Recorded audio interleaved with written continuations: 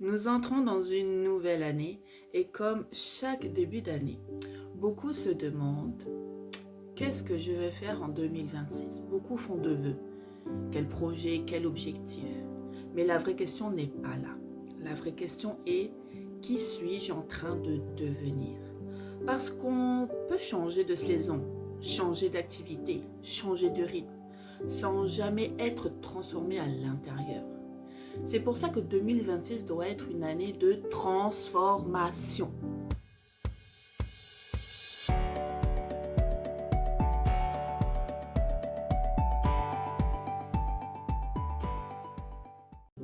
Et sachez que la transformation est au cœur du plan de Dieu.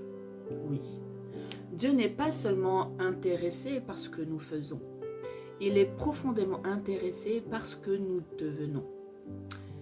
La Bible nous montre un Dieu qui façonne, un Dieu qui travaille l'intérieur, un Dieu qui est le potier et nous sommes l'argile entre ses mains. Dieu ne répare pas à moitié, il transforme. Il ne fait pas de rafistolage intérieur, il refonde, il restaure, il renouvelle. Et tant que l'intérieur n'est pas transformé, l'extérieur finit toujours par s'effondrer. Du coup, le mot d'ordre en 2026 est clair, c'est devenir disciple de Jésus, ok. Mais devenir disciple, ce n'est pas adhérer à une idée, ce n'est pas simplement croire, ce n'est pas juste suivre de loin. Le disciple-là implique une transformation profonde. Jésus le dit très clairement dans Luc 9 au verset 23. Si quelqu'un veut venir après moi, qu'il veut me suivre, qu'il renonce à lui-même, qu'il se charge chaque jour de sa croix et qu'il me suive.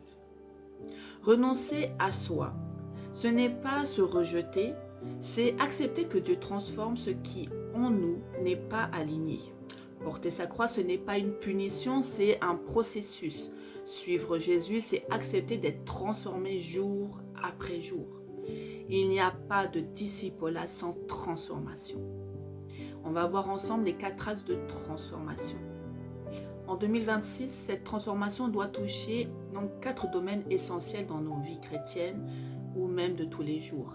D'abord, notre identité, savoir qui je suis vraiment, non à travers mes blessures, non à travers mon passé, mais à travers le regard de Dieu. Ensuite, la restauration de l'âme, parce qu'on ne peut pas bâtir une vie solide sur des blessures non guéries. Dieu veut restaurer avant d'envoyer. Troisièmement, le mindset. La manière de penser doit être renouvelée, car une vie transformée commence par une pensée transformée. Et enfin, le leadership. Pas un leadership de titre, mais un leadership intérieur. Apprendre à se conduire soi-même avant de conduire ou d'influencer les autres. Dieu transforme l'intérieur pour produire un impact extérieur. En 2026, ne sera pas une année de transformation par hasard, elle sera par une décision. Cette année, il est temps d'accepter d'être façonné, de ne plus résister au processus, de se positionner dès le commencement. Parce que Dieu ne transforme pas seulement pour notre bien, il transforme pour que nous devenions des disciples solides, capables d'en former d'autres. Alors en 2026, ne cherche pas seulement à avancer, cherche à être transformé, car c'est dans la transformation que naît le vrai disciple-là. Et qu'à notre tour, nous pouvons faire d'autres disciples.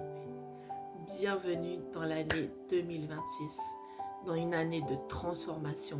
Que le Seigneur vous bénisse.